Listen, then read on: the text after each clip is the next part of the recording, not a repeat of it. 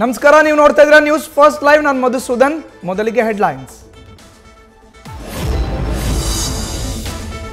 Sandalwood ನಲ್ಲಿ ಲೈಂಗಿಕ ದೌರ್ಜನ್ಯ ಆರೋಪ, ಸಮಿತಿ ರಚನೆ ಬಗ್ಗೆ ಸಭೆಯಲ್ಲಿ ಪರ ವಿರೋಧದ ಅಭಿಪ್ರಾಯ, ಮೀಟಿಂಗ್ ಮಧ್ಯದಲ್ಲೇ ಗಲಾಟೆ ಗದ್ದಲ.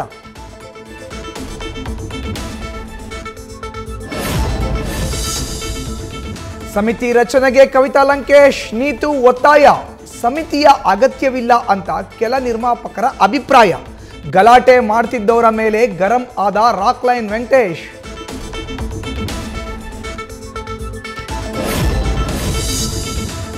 ಕನ್ನಡ ಇಂಡಸ್ಟ್ರಿಯಷ್ಟು ಒಳ್ಳೆ ಇಂಡಸ್ಟ್ರಿ ಎಲ್ಲೂ ಇಲ್ಲ, 99% ಒಳ್ಳೆಯದು, ಕೆಲವೊಂದು ಘಟನೆಗಳು ನಡೆದಿವೆ ಅಷ್ಟೇ.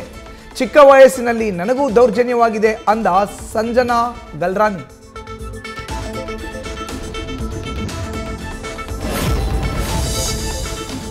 ಮುನಿರತ್ನ ವಿರುದ್ಧ ಸೂಕ್ತ ಕ್ರಮವಾಗಬೇಕು, ಸಿಎಂ ಸಿದ್ದರಾಮಯ್ಯಗೆ ಒಕ್ಕಲಿಗ ಸಚಿವರಿಂದ ದೂರು, ಶಾಸಕನಾಗೋಕ್ಕೂ ನಾಲಾಯಕ್ ಅಂತ ಹೇಳಿದ ಸಚಿವ ಚಲುವರಾಯಸ್ವಾಮಿ.